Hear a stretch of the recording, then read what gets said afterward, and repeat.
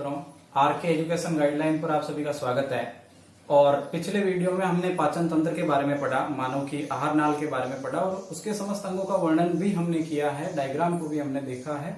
और वहां से टॉपिक बच जाता है कि मानव पाचन तंत्र में कितनी ग्रंथियां सम्मिलित है। उन ग्रंथियों को लेकर आज हम बात करेंगे। तो यहाँ सबसे पहले मैं रखता हूँ आपके सामने लार ग्रंथि को। लार ग्रंथि ये मानव आहार नाल में सबसे पहले भी है और चूंकि मुख में है तो हम देखेंगे कि लार ग्रंथि कितने प्रकार की है। तो लार ग्रंथि 3 प्रकार की है। पहली है कर्ण पूर्व ग्रंथि, कर्ण का मीन्स यहाँ पे निकलता है कान को लेकर, और अधोजंब ग्रंथि, और उसके बाद अधोजिह्वा ग्रंथि। जिह्वा के बारे में हम कल पढ़ चुके हैं। तो देखिए कि कर्ण पूर्व ग्रंथि यानी लगभग यहाँ मानव का कान होता है और कान के नीचे की साइड ये यहाँ ग्रंथि होती है, कौन सी? कर्ण पूर्व ग्रंथि। उसके बाद जंब ग्रंथि, और ये अधोजंब ग्रंथि जो है वो आपके लगभग यहाँ पे यानी कि मुंह के बीच में स्थित होती है, अधोजंब। अधोजिह्वा, जिह्वा का मतलब जुबान है ही, तो ये जुबान के पास यहाँ जो है व्यवस्थित होती है। तो ये 3 हिस्से हैं लार ग्रंथि के।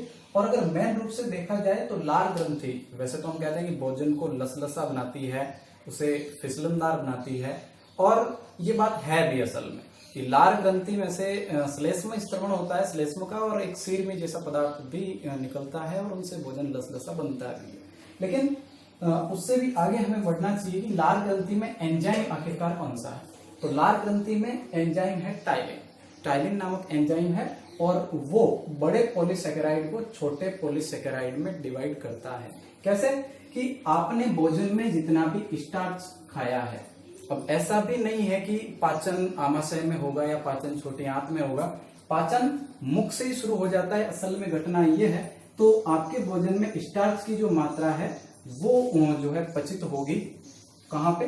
टाइलिन एंजाइम निकलेगा लार ग्रंथि के माध्यम से और वहां स्टार्च का पाचन होगा। और दूसरा, कार्बोहाइड्रेट जो भोजन में आप खा रहे हो, जैसे हम भोजन के अवयवों में पढ़ते हैं कार्बोहाइड्रेट, वसा, प्रोटीन, विटामिन समस्त, तो यहाँ कार्बोहाइड्रेट का पाचन करेगा ये वाला लार ग्रंथि से जो टाइलिन नामक एंजाइम यहाँ पे निकल रहा होगा, उसकी बात है। बड़े पॉलीसेकेराइड को छोटे पॉलीसेकेराइड में, वैसे जो भी मानव भोजन करता है वो जटिल माना जाता है, यानी बाह्य उत्पादों से जो हम अपना भोजन प्राप्त करते हैं वो एक जटिल भोजन है और उसे हमारे शरीर के लिए सरलीकृत करना, यानी कि सरलीकृत करना उसे जरूरी रहेगा। और बड़े पॉलीसेकेराइड को छोटे पॉलीसेकेराइड में, बड़े कणों को छोटे कणों में तोड़ने की यहाँ बात हो रही है, पॉलीसेकेराइड की बात हो रही है। और ये 3 प्रकार लार ग्रंथि के हैं।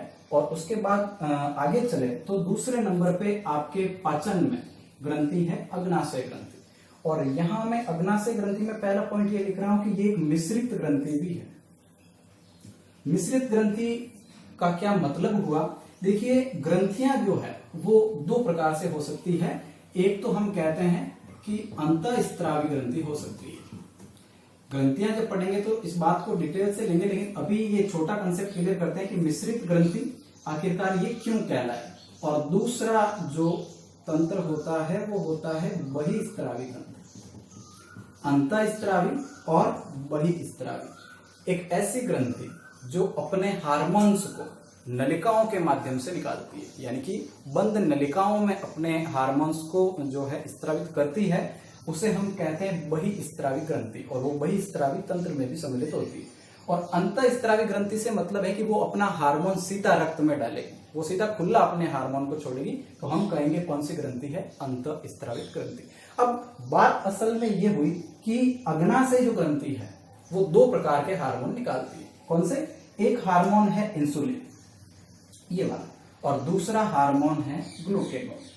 और दोनों हार्मोन के लिए ये दोनों तरीके से काम करती है। इंसुलिन को निकालती है अंतःस्त्रावी के तौर पे, यानी उसे सीधा रक्त में वो छोड़ेगी, खुला उसे छोड़ेगी। और ग्लूकेगॉन की जहां तक बात है तो वो बहिस्त्रावी के रूप में कार्य करेगा, यानी कि उसे नलिकाओं के माध्यम से छोड़ा जाएगा। ठीक है ना? तो ये ग्रंथि अंतःस्त्रावी भी है और बहिस्त्रावी भी है, इसलिए हम इसे मिश्रित ग्रंथि कहेंगे। इसका कंसेप्ट ये है। अब बात करें इसके एंजाइम की, ठीक है ना? हार्मोन्स तो 2 आप याद रखोगे, इंसुलिन और ग्लूकेगॉन। और एंजाइम की बात करें तो पहला इससे एमिलेज निकलता है, ठीक है ना? तो एमिलेज आखिरकार करता क्या है? ये भी सेम प्रोसेस इसका रहेगा, कार्बोहाइड्रेट्स का ये पाचन करेगा। और दूसरे नंबर पे इसमें से ट्रिप्सिन जो है निकलेगा। ट्रिप्सिन जो एंजाइम्स है वो मेन रूप से प्रोटीन का पाचन करता है। और इस बात का आपको पूरा ख्याल रखना है। यहाँ एंजाइम में ट्रिप्सिन सबसे ज्यादा इंपॉर्टेंट आपका रहेगा, लेकिन मैं किसी भी प्रकार का कोई दावा तो यहाँ नहीं करूंगा कि इंपॉर्टेंट, लेकिन फिर भी अगर बात करें तो आगे है आपका क्राइमोट्रिप्सिन। और ये क्राइमोट्रिप्सिन भी प्रोटीन का पाचन करता है और प्रोटीन को पेप्टाइड में तोड़ता है। और चूंकि प्रोटीन को तोड़ता क्यों है पेप्टाइड में, प्रोटीन जटिल है, हमारे लिए जटिल भोजन है, उसे सरलीकृत करना जरूरी है, तो पेप्टाइड में बदल दिया, अब वो सरलीकृत हो गया, अब वो शरीर के लिए बिल्कुल उपयोगी है। और चौथे नंबर पे अगर देखा जाए तो इसमें से लाइपेज निकलता है और वो वसा को पॉलीग्लिसराइड में बदलता है, वसा को तोड़ने का काम करता है। तो यहाँ अगर आप देखो तो सारी बातें लगभग बातें हुई है कि स्टार्च का पाचन मुंह से शुरू हो जाता है, मुंह में निवाला रखते ही स्टार्च पचना शुरू हो जाता है। उसके बाद हम कर चुके कार्बोहाइड्रेट की बात। अच्छा, प्रोटीन का पाचन हो गया और वसा का पाचन हो गया। हम जरा सा आगे बढ़ते हैं और अगली जो ग्रंथि है वो ग्रंथि है यकृत ग्रंथि। और यकृत ग्रंथि के लिए एक तो आप फैक्ट याद रखो कि ये शरीर की सबसे बड़ी ग्रंथि है, शरीर की सबसे बड़ी ग्रंथि है। हालांकि जो ग्रंथियां हम यहाँ पे जो है डिस्कस कर रहे हैं वो पाचन की प्रमुख ग्रंथियां हैं, प्रमुख की मैं बात कर रहा हूं, ध्यान दीजिएगा। तो सबसे बड़ी ग्रंथि यहाँ पे यकृत ग्रंथि है। लिवर के रूप में आप उसे देख ही सकते हो कि वो जो है कुछ इस रूप में होती है। कल हमने डायग्राम उसका देखा है समकोण त्रिभुज के जैसे। और डायग्राम बनाने का मेरा उद्देश्य भी यह है कि इसका अधिकतम जो वजन है, अधिकतम जो उसका भार है वो एक तरफ होता है, इस बात का भी आप ख्याल रखें। और इस यकृत में दो पर्दे होते हैं और यहाँ पित्ताशय होता है और पित्ताशय में से पित्तरस निकलता है, हम ऐसा सुनते हैं। पित्तरस का भंडारण ये करता है। तो यहां से ये जो पित्त निकल रहा है यानी पित्त लवण जो निकल रहा है उसका स्त्रवण जो हो रहा है वो वसा को वसीय अम्ल में तोड़ने का काम करेगा।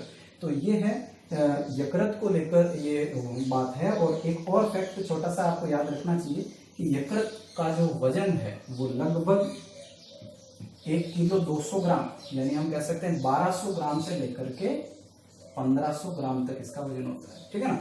तो 1200 ग्राम से 1500 ग्राम तक का इसका वजन होगा यकृत का। ज्यादातर जो वजन है वो भी जो है एक साइड रहेगा और ये मेन रूप से करेगा आपके वसा का पाचन और वसा को वसीय अम्ल में तोड़ने का काम करेगा।